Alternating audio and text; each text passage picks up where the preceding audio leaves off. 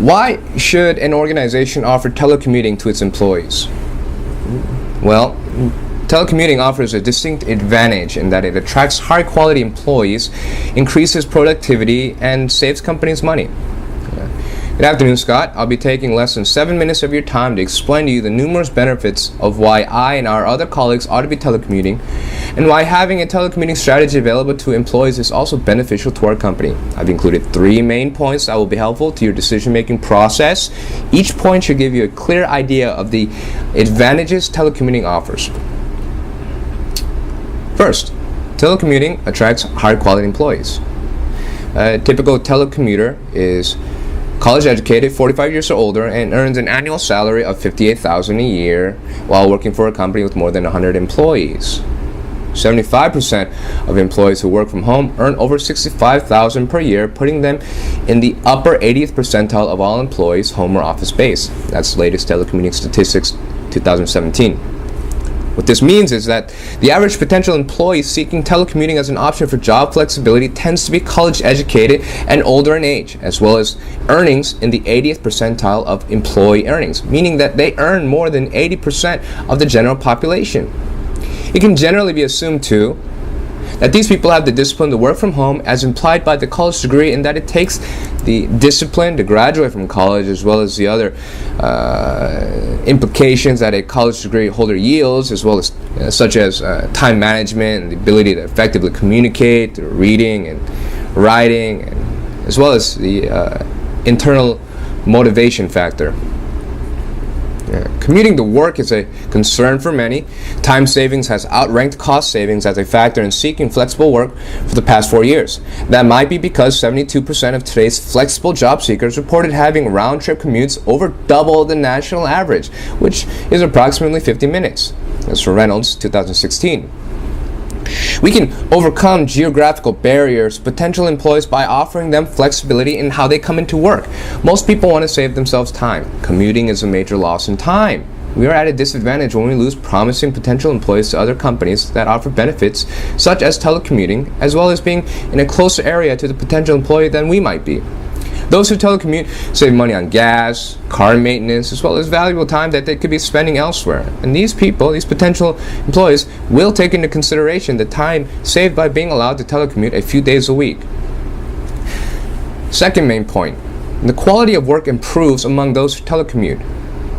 They feel compelled to go above and beyond to make their work presence more visible, to make themselves known as assets. In fact, they almost overcompensate by being extra helpful because they know in the back of their minds that their special arrangement could easily go away. So to give a little extra back to the organization, that's CCORA 2014.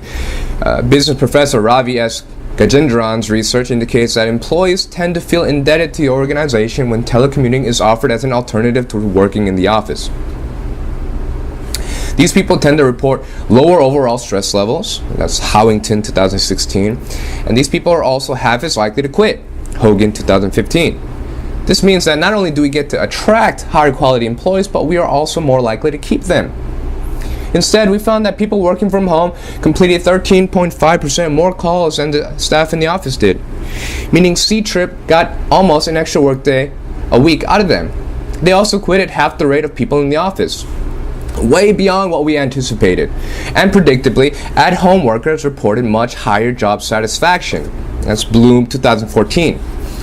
Researcher and professor Nicholas Bloom, working in conjunction with a James Lang, a graduate student and also co-founder of C-Trip, conducting an experiment in which employees volunteered to work from home. Their findings were that employees can be more productive at home if given the opportunity.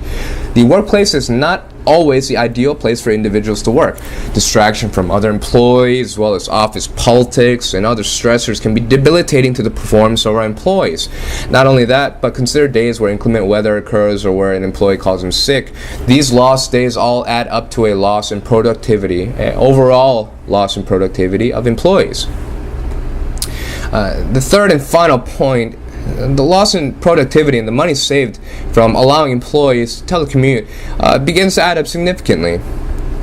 According to researcher, Professor Bloom, and James Lang of C-Trip, and their previous findings with their experiment, was that it was estimated that an average of $1,900 per employee was saved for 9 months.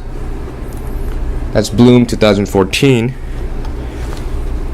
This is an incredible amount of money that begins to add up over a long period of time. Consider the previous research finding that telecommuters are half as likely to quit their jobs. The amount of money lost in on-the-job training begins to add up as well as the amount of time lost in no longer having a productive employee to fill a needed position in the organization.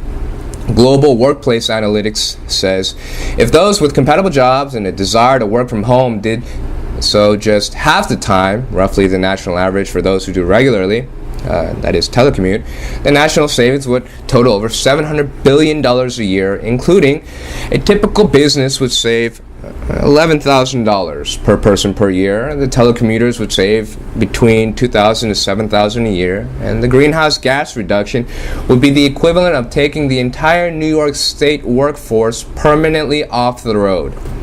And that's latest telecommuting statistics 2017. To bring it all together here, the cost of commuting is astronomical. And the amount of money saved from telecommuting is economical. I hope that I've made clear to you, Scott, the distinct advantages, both short-term and long-term, that telecommuting offers. I've made this presentation for you so that you could consider the telecommuting advantage for myself as well as my other colleagues, and perhaps you as well, that ask for the opportunity to increase productivity, the opportunity to save myself, my colleagues, and our organization countless amounts of money, as well as being part of a happier, more pleasant work environment, both, from the office and at home. Thank you.